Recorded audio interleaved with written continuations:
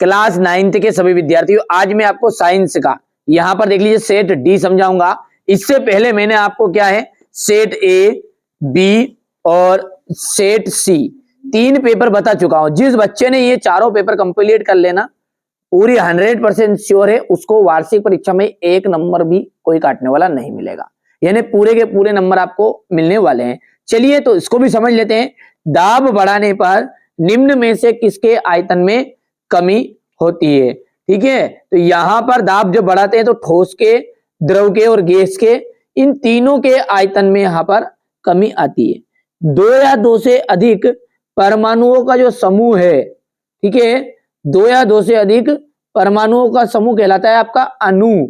चलिए, एक तत्व की परमाणु संख्या केंद्रक में स्थित किसकी संख्या के बराबर होती है? तो होती है प्रोटॉन की संख्या के बराबर। बांध के जल में स्थितिज ऊर्जा होती है। किसी वस्तु की कार्य करने की जो दर है उसे ही हम क्या कहते हैं? कार्य करने की दर को अपन कहते हैं शक्ति। क्या कहते हैं? शक्ति। चलिए आगे बढ़ते हैं। ऊर्जा का जो मात्रक होता है, ऊर्जा का, है ना, तो ऊर्जा का जो मात्रक होता है वो क्या है आपका? यहां पर ऊर्जा का मात्रक होगा जूल, और कार्य का मात्रक भी जूल होता है ना, ध्यान से देखिए, क्योंकि कार्य करने की क्षमता को हम ऊर्जा कहते हैं। चलिए आगे बढ़ते हैं, और है आपका एक ही तत्व के परमाणु जिनकी द्रव्यमान संख्या तो भिन्न भिन्न, द्रव्यमान संख्या भिन्न भिन्न होती है। वो कौन से तत्व कहलाते हैं आपके? वो कहलाते हैं समस्थानिक। क्या कहलाते हैं? समस्थानिक।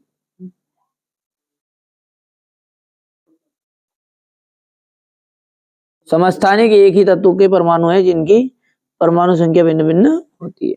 सभी जीवों की मूलभूत इकाई है कौन? कोशिका।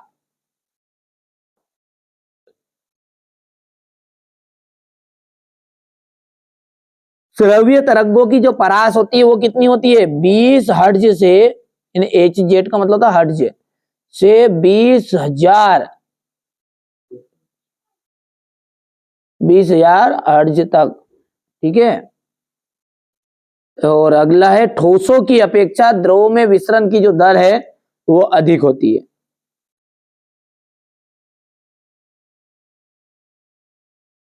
बर्फ का जो गलनांक होता है वो होता है 273 केल्विन।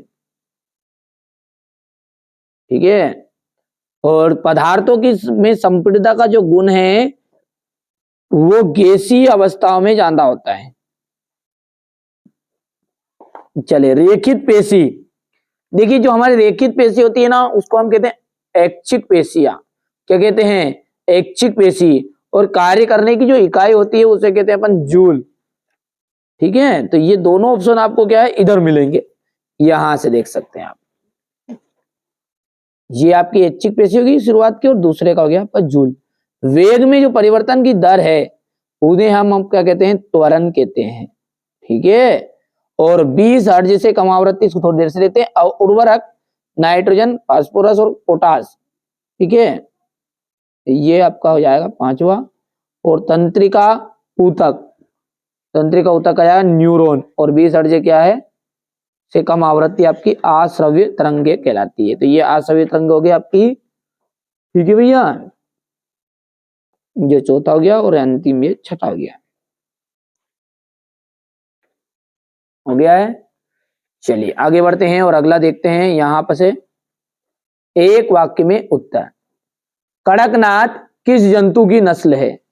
कड़कनाथ जो है मुर्गी की।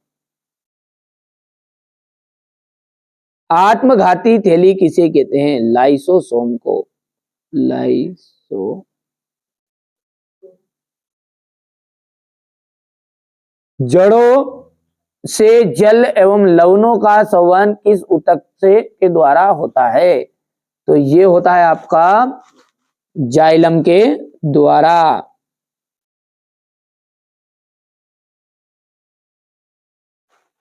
वेग में प्रति सेकंड होने वाली कमी को हम कहते हैं मंदन। सरल आवर्त की गति का एक उदाहरण बताना है, घड़ी की पेंडुलम।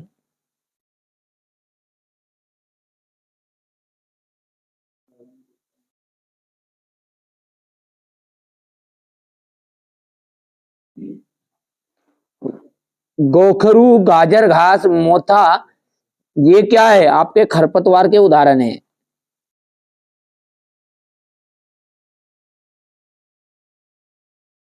अब देखिए यहां पर है रिक्त स्थान, अणुओं के बीच स्थान ठोसों में अधिकतम होता है। यह आपकी गलत बात है। निलंबन के कण फिल्टर पेपर से नहीं निकलते, यह बिल्कुल सत्य बात है। संयोजकता परमाणु की संयोजन शक्ति है, सत्य है। चौथा जो है रक्त एवं प्लाज्मा संवहनी संयोजी ऊतक है, ये बिल्कुल आपके सत्य है। बल एक अदिश राशि नहीं, बल क्या सदिश राशि है, तो ये आपका असत्य है। गेहूं, चना, मटर, सरसों, अलसी खरीफ की फसल है, ये आपका असत्य है। ठीक हो गया। अब यहां से देखिए क्वेश्चन नंबर 6 की बात करें अपन, तो गर्म शुष्क दिन में रेगिस्तानी कूलर अधिक ठंडा क्यों करता है? वाष्पीकरण की गुप्त उष्मा से आप क्या समझते हैं? यही से आप ध्यान से देखिएगा, ठीक है। अच्छा, जो चीजें मैं बता रहा हूं उनको आप अच्छे से कंप्लीट करो, बाकी सब मेरी जवाबदारी है, ठीक है, आपको अच्छे अंक दिलाने की। यहां से आप देख सकते हैं, इससे पहले वाले वीडियो में हमने क्या करा था, सेट सी को अच्छे समझा था, ये रहा आपके सामने।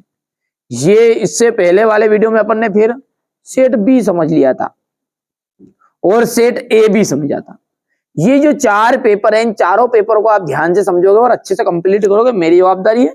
यदि फिर आपका 1 नंबर का भी ठीक है गलत हो जाए तो है ना, आपको पूरे के पूरे नंबर मिलने वाले हैं, चाहे आप कोई से बोर्ड से हो, एमपी बोर्ड से हो, चाहे राजस्थान से, चाहे बिहार, चाहे कलकत्ता बोर्ड से हो, कोई से बोर्ड से हो, ठीक है। तो घबराना नहीं है बिल्कुल आपको। यहां से देखिए कोलाइड के कोई 2 गुणधर्म लिखने, कोलाइड को की उदाहरण सहित व्याख्या कर रही है। केडाल किरदे क्या है? थॉमसन का परमाणु का रदरफोर्ड परमाणु मॉडल लिखना है। रदरफोर्ड का परमाणु मॉडल को चित्र सहित व्याख्या कीजिए। बोर के परमाणु मॉडल की व्याख्या करना है। हृदय की पेशी का नामांकित चित्र बनाना है। यहां से आप देख सकते हैं ये क्वेश्चन नंबर आपका 12 है। यहां से देखिए, तो बढ़िया से ध्यान से समझना है, अच्छे से तैयारी करनी है, ठीक है। असमान गति को परिभाषित कीजिए।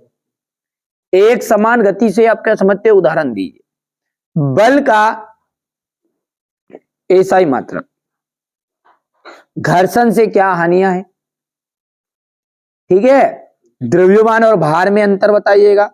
न्यूटन का सार्वत्रिक गुरुत्वाकर्षण का नियम बताना है। उत्प्लावकता से आप क्या समझते हैं? गुरुत्वाकर्षण के सार्वत्रिक नियम का क्या महत्व है? अर्धसूत्री विभाजन क्या है? लाइसोसोम को कोशिका की आत्मघाती वाली थैली क्यों कहते हैं? ठीक है, आप तो ध्यान से करिए, मैंने बोला ना पूरा सॉल्यूशन, इनका सॉल्यूशन कराने की जवाबदारी मेरी है। अगले वीडियो में हम इनका सॉल्यूशन करेंगे, तैयार हो रहा है, 2 से 3 दिन लगेंगे। यदि आप हो सकता बाद में देख रहे हो, ठीक है, ये वीडियो, तो आप जब तक सॉल्यूशन डल चुका होगा एक बार प्ले लिस्ट को चेकआउट जरूर कर लीजिएगा। अणु एवं परमाणु में अंतर, डाल्टन के परमाणु सिद्धांत के 3 अभिग्रहित लिखिएगा। जंतु कोशिका का नामांकित चित्र, ठीक है, एक पादप कोशिका,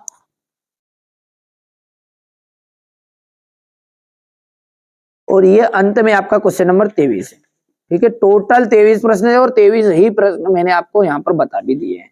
तो ये मैंने आपको आज साइंस का बहुत ही इंपॉर्टेंट पेपर बताया। ये सेट ए था पहले, सेट बी है, नहीं देखा है तो देखना है, डिस्क्रिप्शन में लिंक मिलेगी। ये सेट सी है, ध्यान से देखिए, समझिए, और ठीक है, बढ़िया से आप तो कंप्लीट करो, घबराने जवाबदारी नहीं मेरी, आपकी चिंता मुझे है। चलिए, चैनल पर पहली बार हो तो देख लेना आपके स्तर से, ठीक है। आपको लगता है कि ये चैनल अपने हित में कार्य कर रहा है तो सब्सक्राइब करके बिना मत जाइएगा, ठीक है। चलिए, तो मिलते हैं अगले वीडियो में।